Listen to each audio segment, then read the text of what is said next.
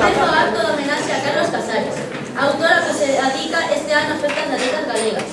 Como en calquer festa, hoxe non pode faltar a música. E como ademais esta é a festa das nosas letras galegas, queremos unir as melodías á lectura de fragmento das obras máis representativas de Carlos Casares. En primeiro lugar, Amanda Valde e Hugo Pérez, de primeiro da SOC, farán unha pequena lembranza da vida e obra do autor homenaxeado. Viña naceu no ano 1941 en Ourense. Estudou Filosofía e Letras en Santiago de Compostela. Exerceu a docencia desde 1969. Os últimos anos en Vigo, onde faleceu o 9 de marzo de 2002. Comezou a súa carreira literaria moi novo, pois en 1965 publicaba os seus primeiros relatos na revista Criar. Hai dúas etapas na produción narrativa de Carlos Casares.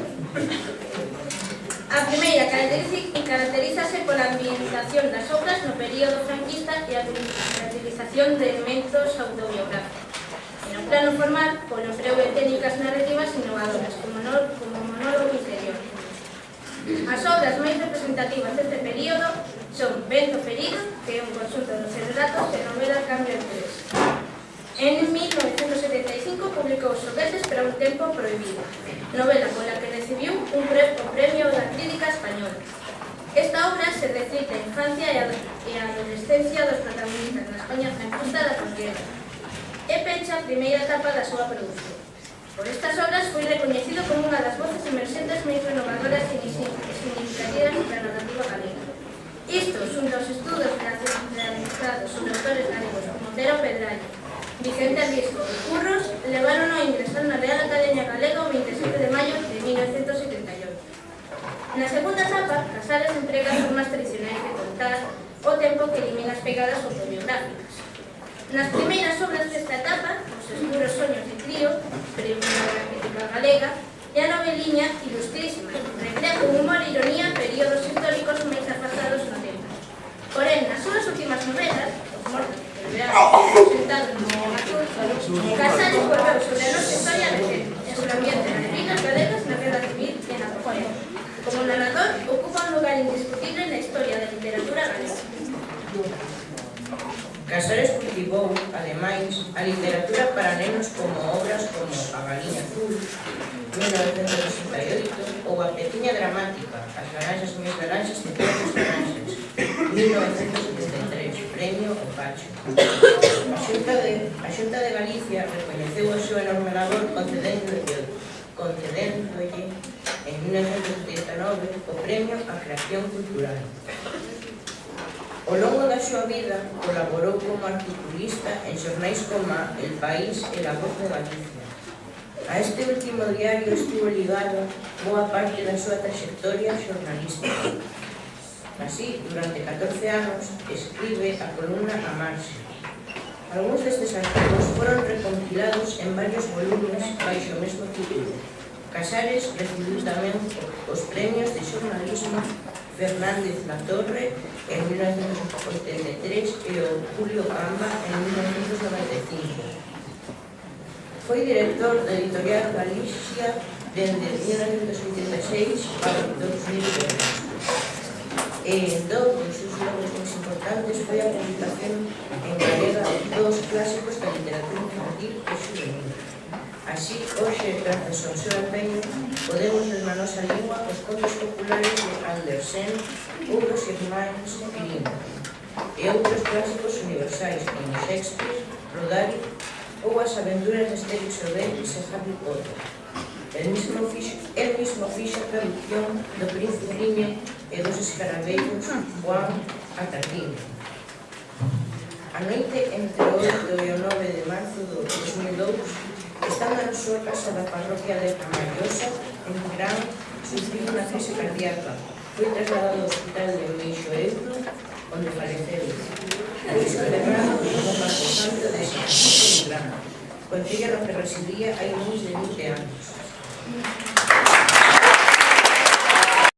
A continuación, Óscar González, de terceiro remar, interpretará a Autoleón, a peza floreada de Pedro.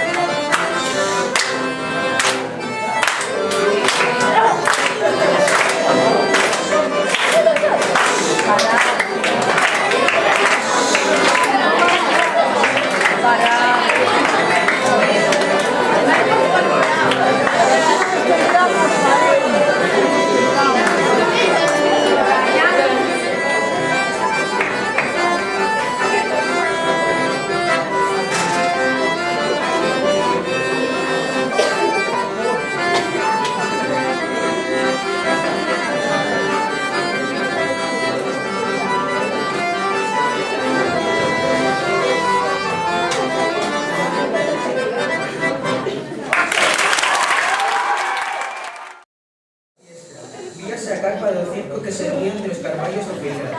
Está castigado. Cando el saia, asesina a terra rematado, e despois de cear non o dixerá ninguén. A cousa empezou por culpa dunha aposta. Os de quinto estudaban unha hora dúas, e tiña acceso directo dende o portal sen pasar polas demais dependencias do colexio. Podían ver a lúa e meterse con zapatos que pasaban sin que ninguén o vixiase. Cando viron a Ana, avisaron: mira a francesiña do circo. El coñeceuna de casualidade. Unha tarde, a iso das 6, estaba sentado nun banco do xardín e advertiu que se achegaba unha rapaciña nova. Recibiron o vestido e meteronse no laboratorio. Pecharon a porta por dentro e taponaron o buraco da pechadura cun cacho de papel. O quinto armaba marullo fora. El ensinoulle as borboletas, as pedras, os lagartos e as cobras metidos en formol.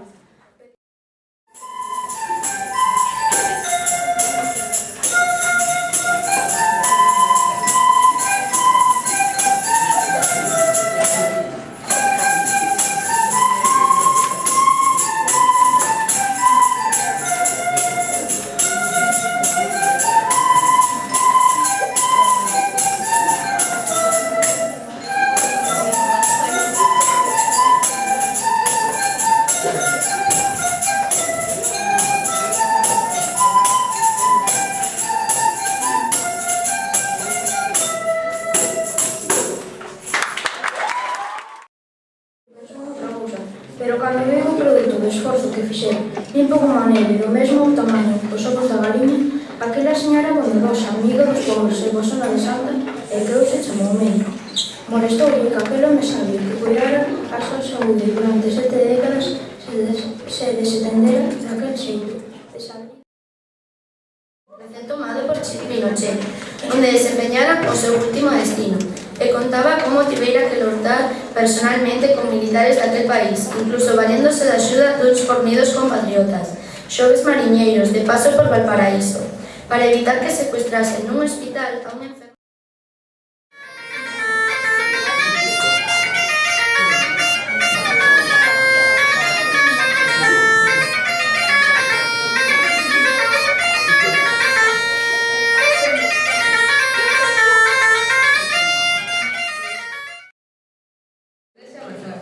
Por iso, tiña dúcias delas tiradas polo chan na súa alcoba, ademais dunha pequeniña que metía debaixo da almofada. As manías estendíanse ata o pan, que debía comer por primeira vez na miña vida patatas con leite, nada máis. Tiña unha vaca que se chamaba Carroxa, algunhas galiñas e varios coellos. O can, un palleiro sen alma, arruinado e sarnoso, pasaba a vida dormindo debaixo dun banco.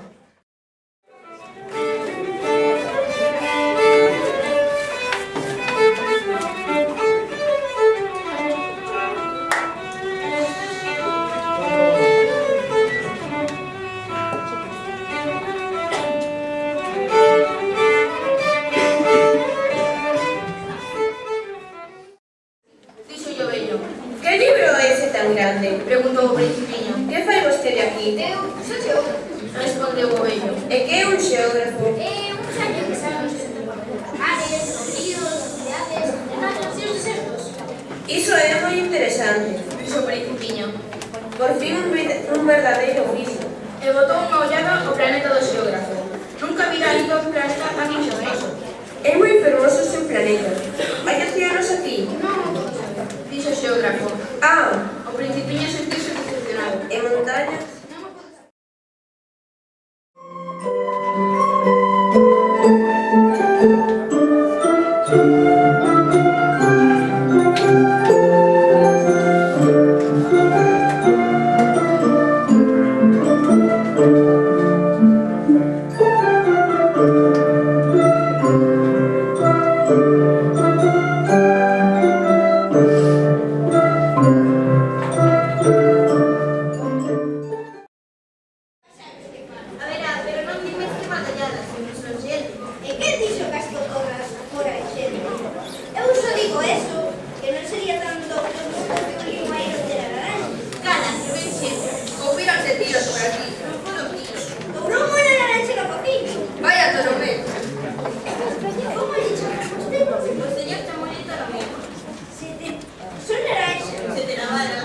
Bartolomé